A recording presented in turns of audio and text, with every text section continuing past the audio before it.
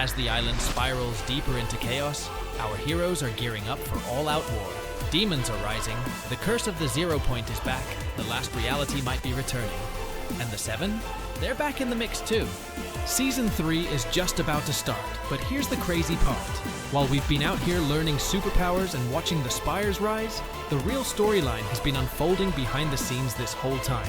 So get comfy cause I'm about to break it all down for you. The return of Daigo didn't just shake up the island, it flipped Fortnite's entire storyline on its head.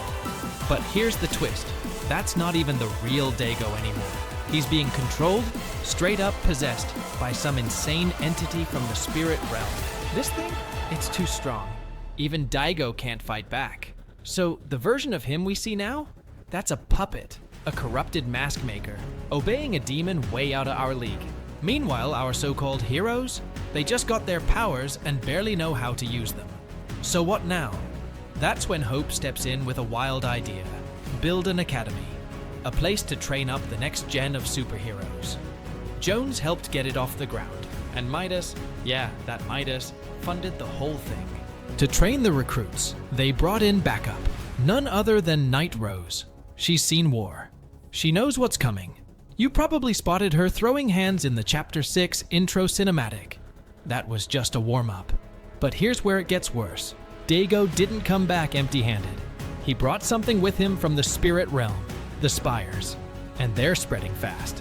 For the first time ever, what happened in Battle Royale is spilling over into other Fortnite modes. Like Lego Fortnite just got invaded too. We're talking full Omniverse impact now.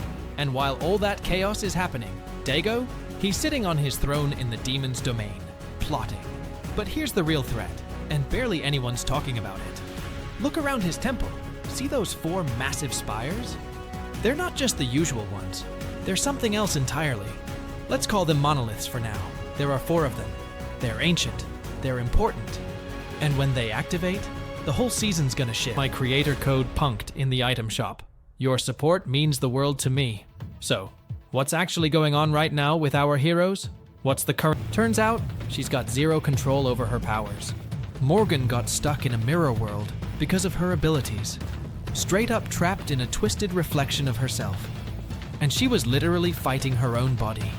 But more importantly, it proved a major point. These new heroes, they're not ready. They've got powers now, but they're all over the place. No control.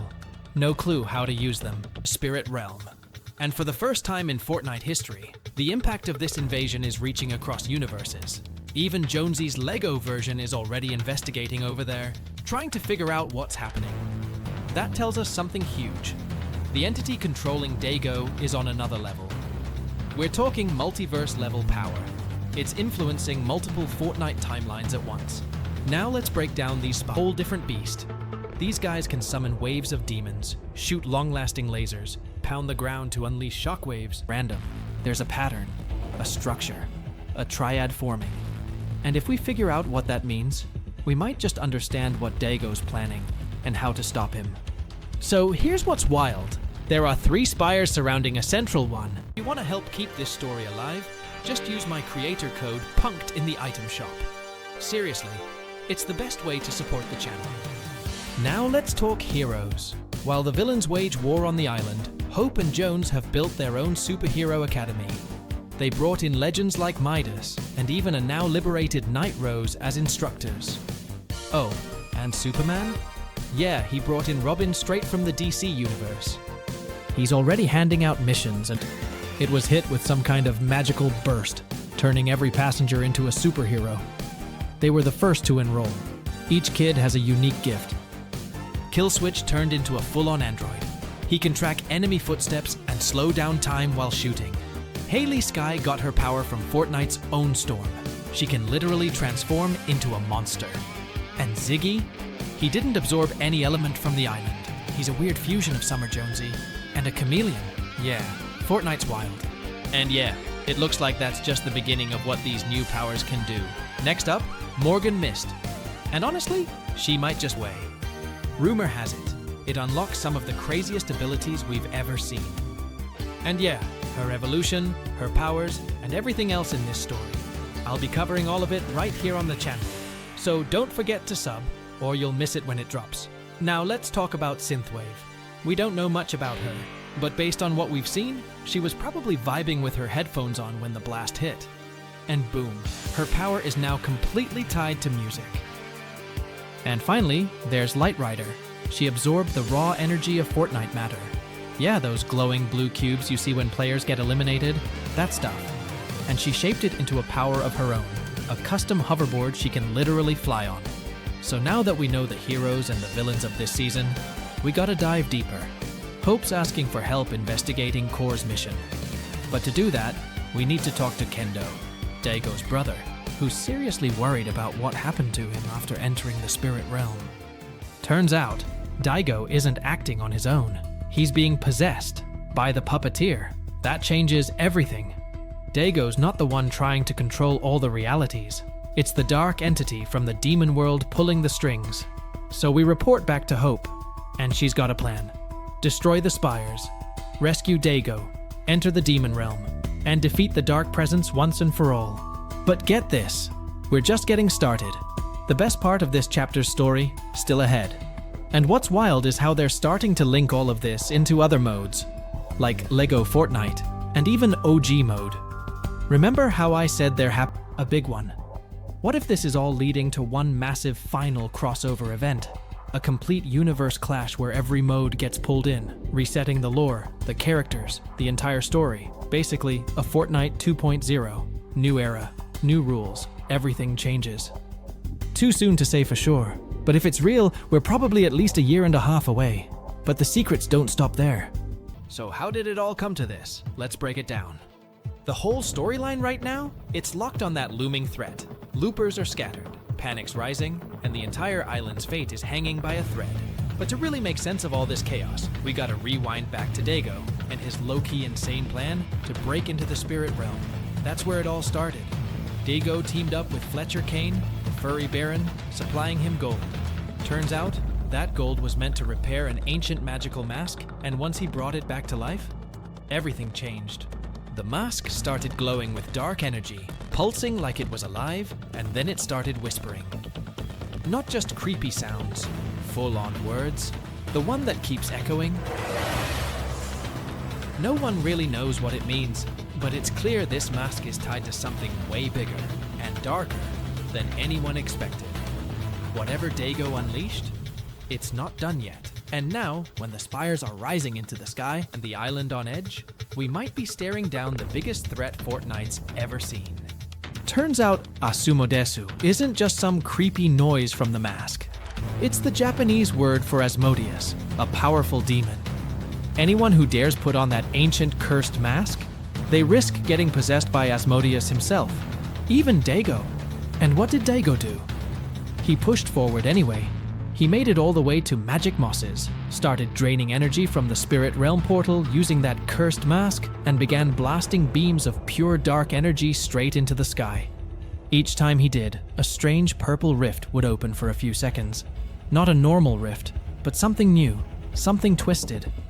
Almost like the sideways cracks we've seen before, but different. Even Jade was worried. She said Daigo had seen a darkness in the Spirit Realm, and he thought he could fight it alone. But she warned, if he tries, it's gonna consume him. And guess what? She was right. April 22nd hit, and we got a quest. Stop Fletcher Kane before Daigo dives into the portal. We tried, but it wasn't enough. At that very moment, Daigo unleashed a final blast of dark energy, shattered the barrier guarding the spirit realm, and vanished through the rift with his shard blades, ready to face the darkness. But the big question remains, why? Why go through all this? What is Daigo really after? From the very start of this chapter, the Dark Presence was already holding a 0-point shard.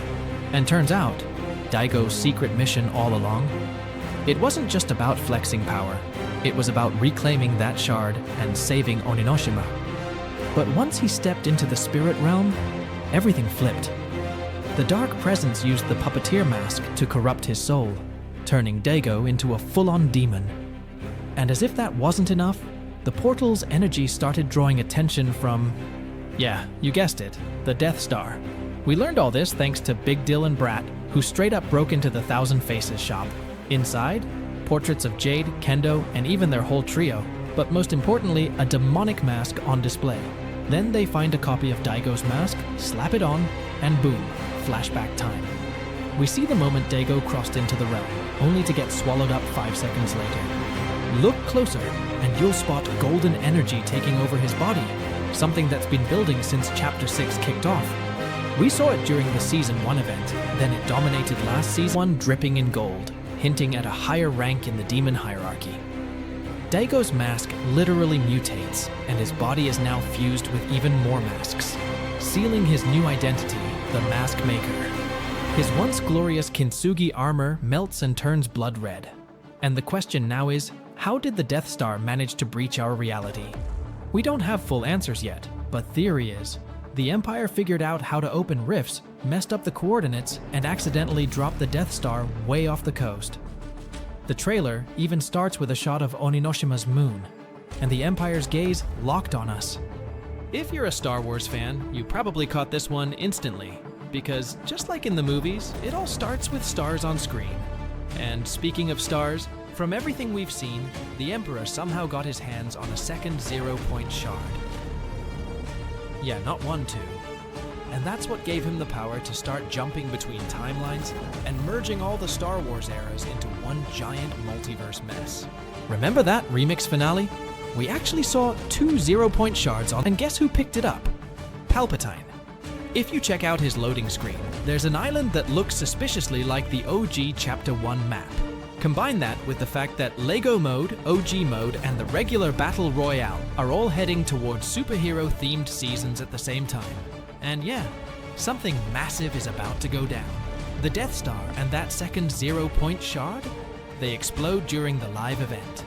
And that cosmic dust rains down on all 3 realities, unlocking superhero powers across every mode. You, me, everyone, we're about to become legends.